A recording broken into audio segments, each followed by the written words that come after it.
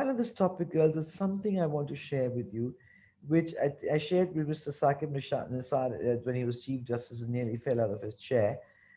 The stepfather is supposed to be a na-mehram, right?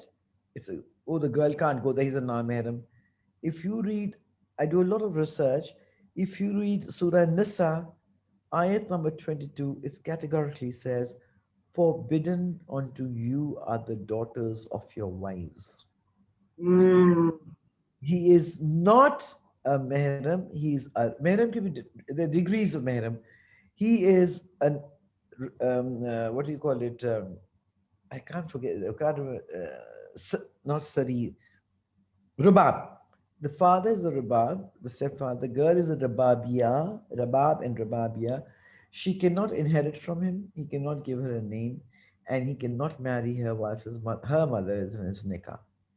So Okay. please, this has to be. I want to spread this to everybody that a stepfather is not a na-mehram. Please, just read the Quran. We are bound more by the Quran than the statutory law, the manwritten law. And custody cases, yes, they become very heartbreaking. But I would tell the women in Pakistan at least that they needn't worry because custody always goes to the mother. The father has to give the maintenance. The mother can file for the maintenance. He has to give the maintenance. But one thing I want to say now, this is very important. There are two things: custodian, guardian. The father is the natural and legal guardian of the child. The custody with the mother is what we call the constructive custody of the father, i.e., subject to supervision by the father. The mother cannot take unilateral decisions about the children, though she does, but they cannot. By law, they cannot. But fathers don't bother. Lack of knowledge again. People don't know. Though she cannot. And he has every right to question their progress in school. The mother has to keep him posted about what's happening in the child's life. They don't do it, but like I reiterate, it's because of a lack of knowledge. So you can get you a woman can become the guardian of the minor, the personal property of the minor, if the father dies, or if she can prove to the court that she is unfit to be a guardian.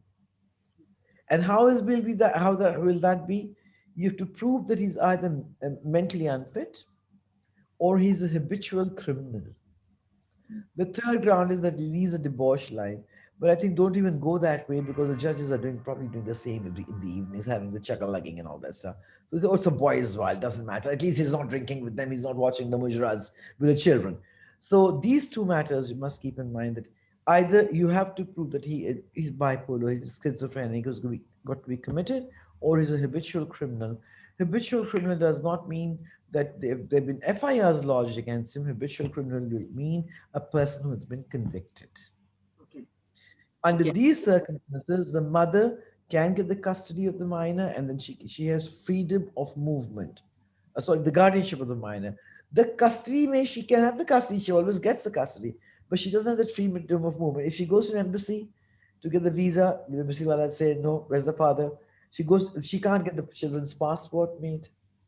She can't get the children admitted into school. They go to hospital, emergency surgery required. Where's the father? So that is the problem. That remember, being a custodian of the child or to be a guardian of the child are two different things. Oh, that's a fountain of knowledge, Jamila. I've learned so much from all that you've said. That's amazing. Thank you so much. Over to you, Fariha. Thank you. Just building on to that, I have one follow-up question about child adoption. So, what does the law say here? Because I know कि Sharia में adoption का क्या है, and especially महरम ना महरम के इस हवाले से. Acha, Faria, the thing is, a lot of people say there's no such thing as adoption in Pakistan. That's incorrect. The Prophet ﷺ had adopted Zayd bin Thabit, Hazrat Zayd bin Thabit. Hazrat Asiya, who was the Pharaoh's sister, had adopted Moses. So this is incorrect to say that there is no concept. There are other people that won't go into the whole history who have adopted. But unfortunately, in Pakistan, we don't have an adoption policy. Okay, so the ED people give away children for adoption. The cheaper people, NGOs, and all that is illegal. I mean, I think if after Allah I would worship anybody, it would be Idi Saab. But that is also wrong. That is wrong. You cannot give up people under the law. But however, the proper procedures of somebody, like I know there was a lady after the earthquake, there was this lady who came from America, and there were these children who had been, the parents had died and all that. So she had got four of them from two different families, and she wanted to adopt them. For adoption, she had to get herself declared the guardian. The children's aunts, on one, there were two sets of kids, so they agreed to have an appointed guardian. She went to the court. They came into court and said, "Yes, we have no problem her being appointed guardian." She was appointed guardian. She took the children away to America. Now they got a beautiful chance in life. You know, they're doing here also. A lot of people are doing there in Chitral and Gilgit and all these areas, but unfortunately, a lot of research has been done, and must say, acknowledge Farial Gohar for this. She's a lot of help. A lot of girls who are being adopted and being taken to Canada are being plied in the trade, because the procedure is that if a child is adopted from, say, Chitral or Gilgit, the in northern areas, the chief justice of that court, they said the permission to take the minor out of the jurisdiction of the courts of Pakistan will have to be given by the district judge Islamabad. And district judge Islamabad, when he adopts, say he adopts it, okay, he declares, you're the guardian of the minor. That's not adoption. You're being appointed guardian. Okay, so although in Canada they do a home study for 2 years, they're fit mentally and all that, financial status, mental status, and all that.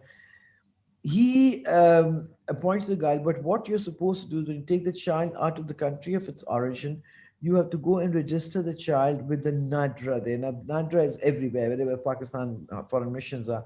Register the child with NADRA. NADRA is supposed to keep an eye on you and keep reporting, send the report to the foreign office, and the foreign office has to send his report to the district judge.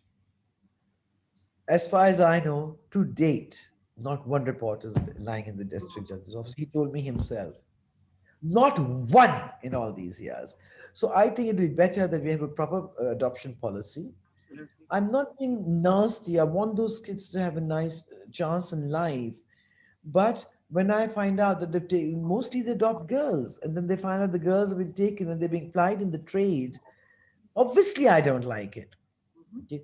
Then they say, oh, the child has been abandoned, or the child was as an orphan. If we go with the Saudi Arabian policy, that's the best thing to do.